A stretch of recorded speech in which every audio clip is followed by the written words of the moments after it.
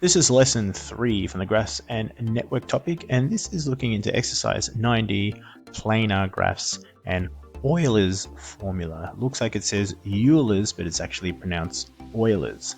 The learning goals for this one is to look into what a planar graph is, to look into the characteristics of a graph via their face vertices and edges, and also to link the characteristics to Euler's formula.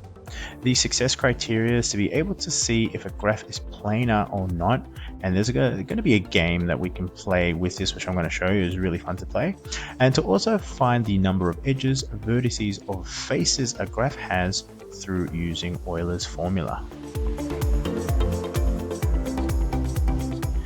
Now, planar graphs can be drawn on a plane, which is a page surface, so that no edges intersect except at the vertices. So what this means is that if you look at this graph here, we've got this graph, we've got all these vertices, it's got edges, but you can see that there's a cross between the edge A to D and a cross between the edge C to E, and there's this cross here. This is an intersection that we can see that is not at some vertice at any point.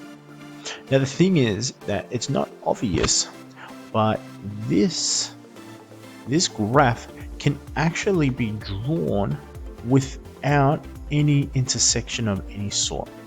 What do I mean by this? We can represent these links from these different places without this AD cutting through to CE.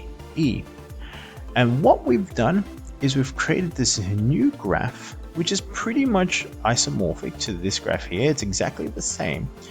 But what I like to think of it is, say we get this point here, D, and let's pretend that D is like this pin that's pinned to the wall, and each of these here are strings, and these strings are tangible. They can actually change when you lift these strings up. They can change their length, because a length has no significance here. It makes no difference what these lengths are. All we care about is if these lines are connected to specific vertices, or these edges are connected.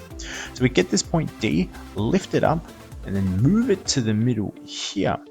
And as an effect, what effectively happens is when we move this across, we end up having what looks like this here. And we still can see that there's a connection from D to C, which is here, and D to E, which is here, which can be found here and here. We've just moved it. And this connection from C to E that goes down is now across the edge here. So effectively these graphs are the same. The only thing is this graph here is non-planar, where this one here is planar. And I like to think of the word planar, if we look at PLAN, those letters in particular, and we add that little E at the end. Plane just means when we think of a plane, not an airplane, but when we think of a plane, we think of a clear surface of some sort. Say for instance, there's this building here, with a door, and in front of this building there's this nice large plane surface area that's in front of him. This means that it's clear. And I like to think of it in this form. There's this plane here, it's enclosed, there are lines, but it's plane here, it's plane here, and then there's also this plane here. But here it's a bit tricky to see this plane because there's this intersection going on. That's the difference between the two. Now, not all graphs are planar. So for example, the graph to the left here cannot be redrawn in an equivalent planar form, no matter how hard you try. And it's quite tricky to get this and almost untangle this so that each of these vertices, this one's been cut, that should be A there, each of these vertices can have a plain form to them, or no intersections. I mean, there's several intersections. There's no set formula or set way that we can determine this. It's just through trial and error. So we're going to do this example here. We're going to show that the following graph is planar by redrawing the graph so that it has no edges intersect. So all I can think of this, there are different ways that we can draw this in planar form, but I like to think of this as taking this point R and then grabbing it and then dragging it down.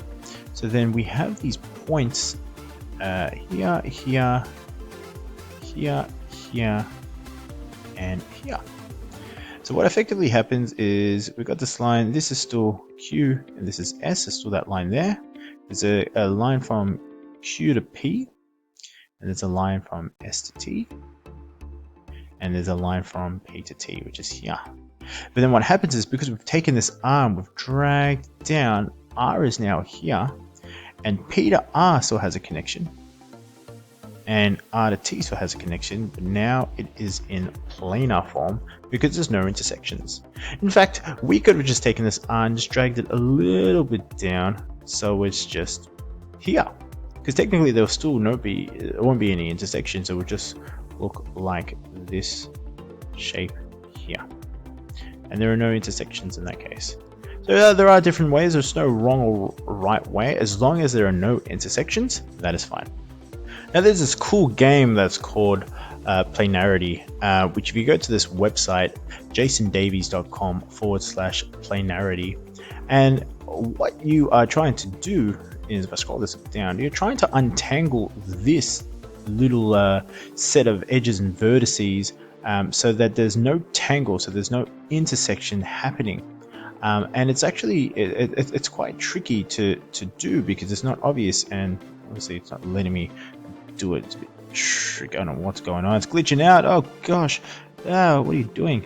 Let's try this again. Live glitches here with Mr. Herman. Here we go. Alright.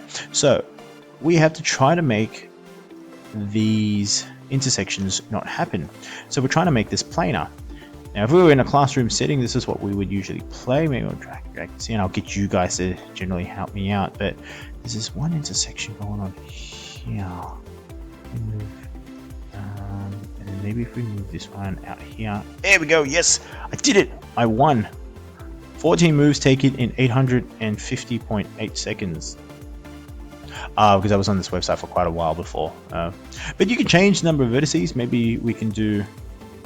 let's do 12, and we generate a random graph. Whoa, look at that. That's pretty tricky to do. I'm not going to do this one for now. Have a go, have a play around with this so you can understand how planar graphs work. Clearly, it doesn't look like this will be a planar graph, but I'm sure that you can untangle it to make it a planar graph. Alright, enough playing games. I've always wanted to say that in a video. So now we're going to look into faces of a graph. So the graph opposite can be regarded as dividing the paper, because it's drawn in paper, and it's drawn into two different regions. So here we have 3 vertices, 1, 2, 3, and lines just connecting A to B, B to C, and then C to A. Now here, enclosed within this graph, this is what we call a face, and it's been labeled as F1, F just standing for face. Now, face 1 is bounded within the graph, and face 2 is the region surrounding the graph. This is the outside face, which is infinite. So if I were to ask you how many faces does this specific graph has, we have to look into the inside and the outside. Now let's have a look. Let's have a look at this example. For each graph, identify the number of vertices, edges, and faces. So for A, we're going to do vertices. For V, we're going to do E for edges, and we're going to do F for faces. All right, vertices 1, 2, 3, 4, 5. Nice and simple. 5 vertices. Edges, I'm going to mark them off as we go. 1, 2, 3. 4, 5, 6, 7. 7 edges. And then faces, we have an enclosed bound here. So 1, 2, 3, and then the outside infinite face. So there are 4 faces. Very, very simple. The second one here, unfortunately, we cannot determine how many faces there are, because initially we think, oh, there are 2 faces, because we can see here and here. But there is a condition. There is a condition. Your graph must be planar. Your graph must be planar in order to determine how many edges, faces, edges, faces, and vertices there are. More specifically, the amount of the amount of faces that it has, because technically this does have 2 faces, not 3 as you would think. But this, because it's in non-planar form, we have to turn it into planar form and then get the faces amount. So let's redraw this so it is in planar form. So we've got the H and T here. So if I were to grab and swap F with A, so A is now on the bottom here and F is here, and as a result this will now be shockingly drawn rectangle. That's F there. There we go. So now we've got it in planar form. So the amount of vertices, still 4. The amount of edges, still 4. But the faces, we've got this enclosed one and then the external one. So there's 2. So why is this important? Why is this relevant? Well, this is where Euler, a famous mathematician, we'll get a picture of him up now through software editing. This is Euler, famous mathematician back in the day, and he was known as one of the godfathers to mathematics. He came up with this formula. He discovered that for connected planar graphs, there is a relationship between the number of vertices, edges, and faces there are. And this can be expressed within this formula here. If we were to grab any graph, any planar graph, we were to count how many vertices there were, we were to subtract the number of edges there are, and then add the number of faces we get, we will always get the answer of 2 every single time. Now, I found this quite amazing because it does work with 3D shapes, even though we're dealing with 2D planar graphs. But we'll look at this example here. The number of vertices, we've got 3, 4, 5, we've got 6 vertices. Number of edges, 1, 2, 3, 4, 5, 6, 7, 8. And the number of faces, including the infinite outside one, is 4. If we were to plug these numbers in, 6 minus 8 plus 4, this will give us 2. And in fact, no matter what you draw, if we were to draw this, assuming that there is always going to be at least one bound face of some sort, so this right here, number of faces, 2, number of edges, 3, number of vertices, 3. If we were to do 3 minus 3, which is 0, plus 2, which is 2, it holds true, and it's going to be equal to 2. Well, this formula will always work, and you can try it out. You can always try it out with that monstrosity of a thing that we have over here. You can try it on that once it's in planar form. Now, we can rearrange this to also try to determine how many edges a certain graph has, how many vertices a certain graph has, or how many faces a certain graph has, depending on the circumstances of what we already have.